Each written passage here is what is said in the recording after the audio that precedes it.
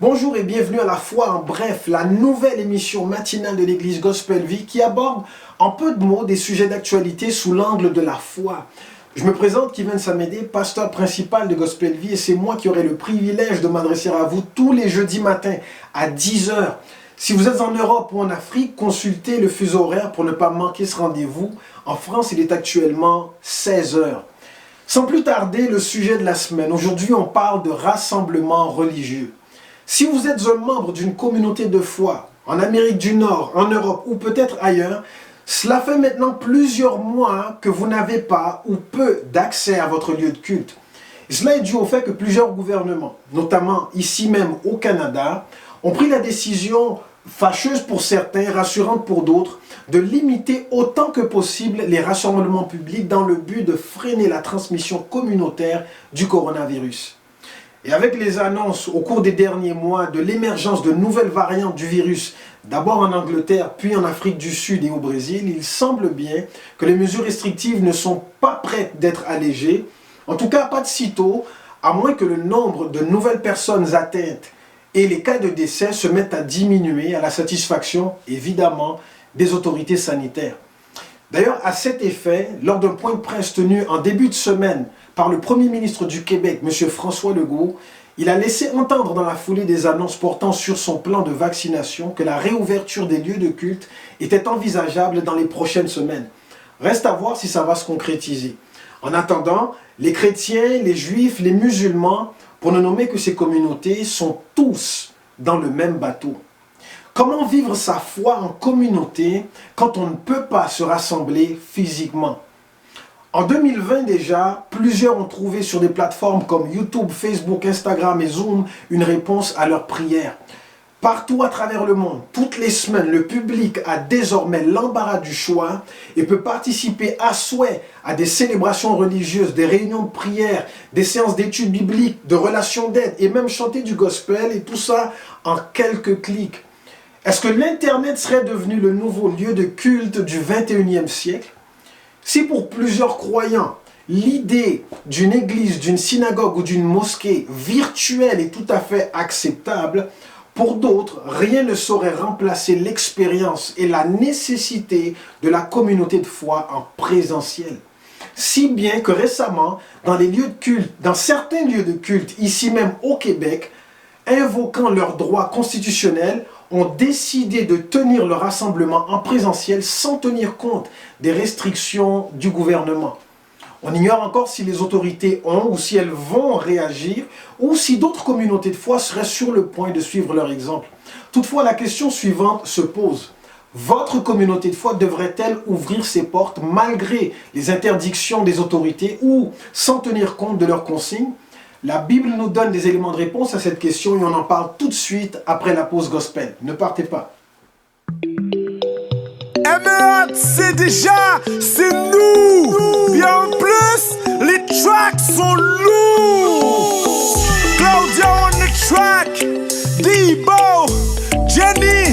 Yo mon gars, t'es pas prêt pour ça, les tracks sont lourds. GFF, c'est un choix, c'est mon swag, pas de blagues, God, family and friends. G.O.D, c'est ma vie, c'est mon tour, sans lui, pas de vie, je foire tout. Imparfaite, mais parfaite pour lui, car c'est lui qui m'a choisi. Même quand on fait les brumeurs, c'est lui qui nous rend meilleurs. Jesus, no matter what, No matter what, thank you Jesus, for all we've got, yeah.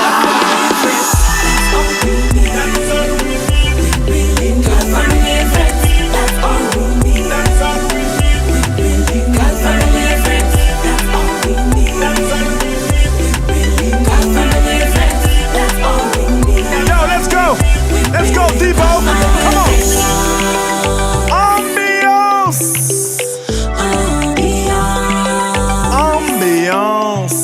Ok, Jen, en allez. Après Dieu, c'est la fafa, même si c'est pas fafa. On n'en a pas d'état, vaut plus que des dollars.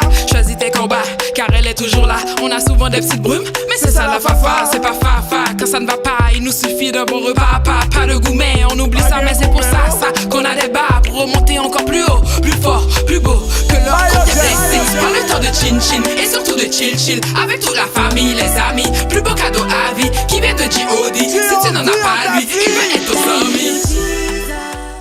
Bible, c'est le livre des Actes qui nous raconte la naissance et le développement de la première communauté chrétienne appelée Église primitive ou Église naissante.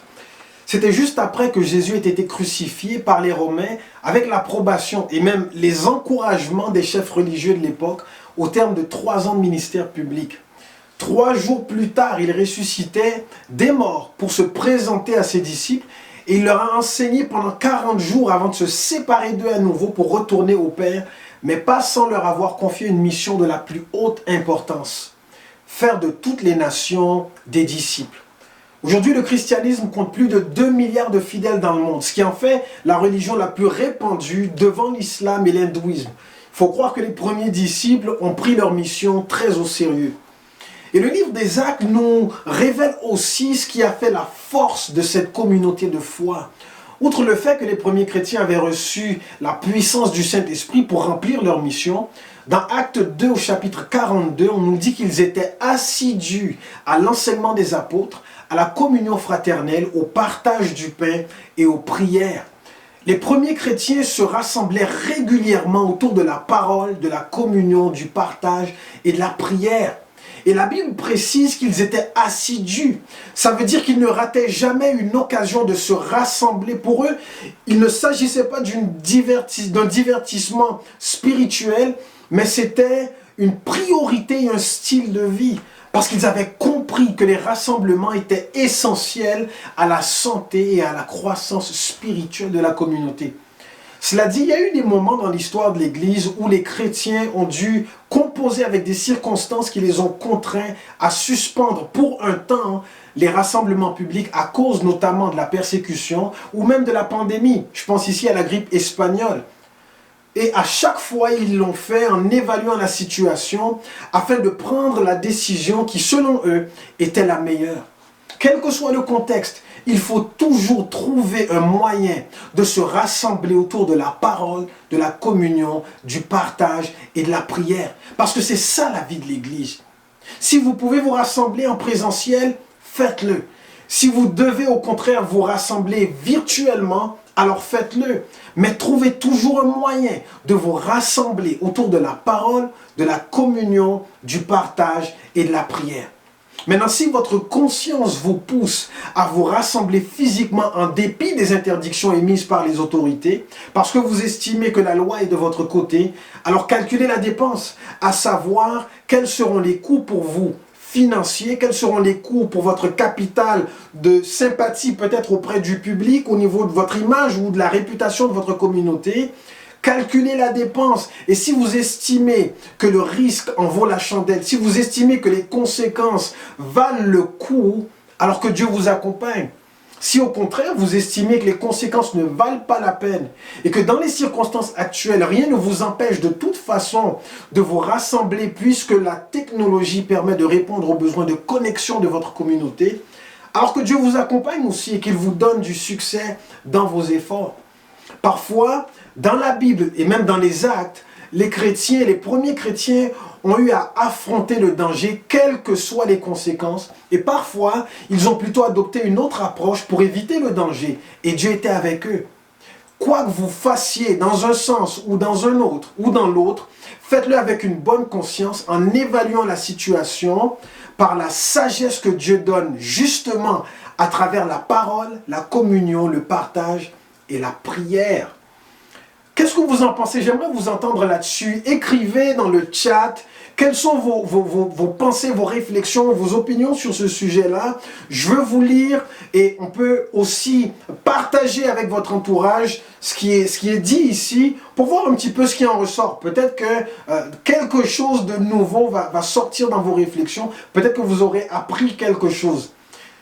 Tous les jeudis, je vais également partager un mot-clic de la semaine.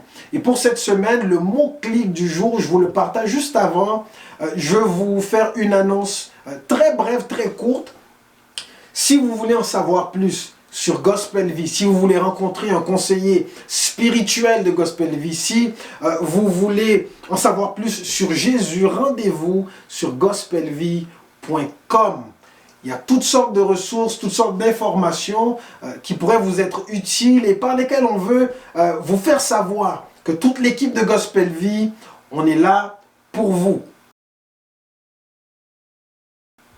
Alors le mot-clic de la semaine est communauté. Donc écrivez hashtag communauté.